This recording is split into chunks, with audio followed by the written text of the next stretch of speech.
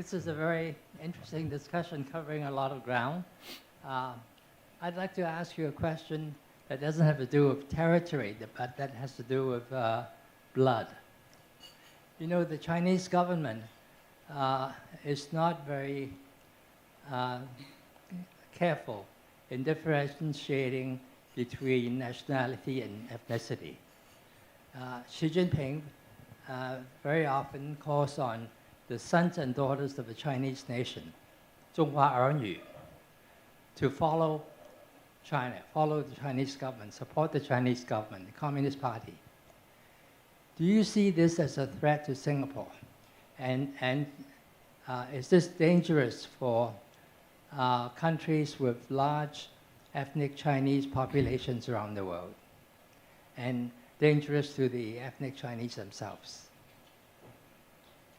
This goes back to the question why the Chinese are the most homogeneous people in the world for thousands of years, much more than any other ethnic group on this planet. Why is that? In my first book, I talked about the Chinese writing system, which is digital. You know? The value doesn't change with time.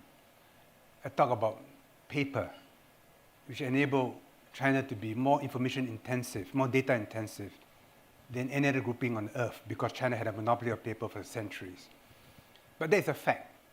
The Chinese people are more homogeneous than the white peoples, than the people of South Asia, than any other ethnic group on earth, by a huge margin. So the idea of a nation state, the Westphalian idea that your nationality ends at your border, it's not in the culture. So Robert Kwok, without embarrassment, declares himself, who's a Malaysian passport holder. He says, I'm an 爱国华侨. I'm a patriotic overseas Chinese. Now, Zhou Enlai, when he went to Bandung, told overseas Chinese who've taken up local citizenships that your loyalty must be to the local country and not to China. But there are cultural affiliations, there are ethnic affiliations. And you mind less if your son or daughter marries an ethnic Chinese from China or Taiwan or Hong Kong or Malaysia than if you were to marry, say, a Caucasian or an Indian or somebody else. This is culture. So, yes, in a strict way, we say, no, we must draw clear lines. But when it comes to food, when it comes to marriage, when it comes to a sense of what is proper, Chinese matters. And Singapore is 3/4 Chinese.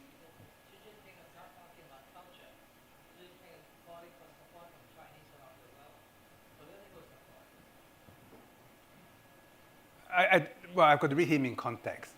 But the mainland Chinese are always taking a position that you're Singapore Chinese, you're Singaporean. And they know that.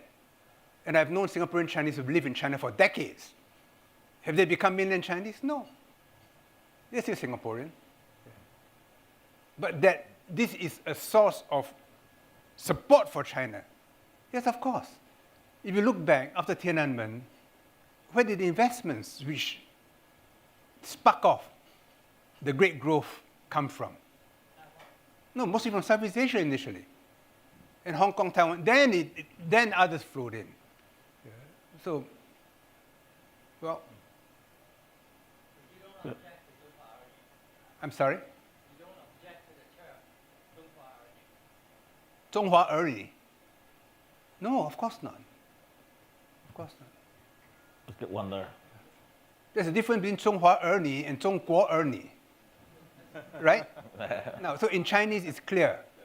But when you say sons and daughter of Chinese civilization, it's not clear. No, Chinese nation. So are you a son of the Chinese nation?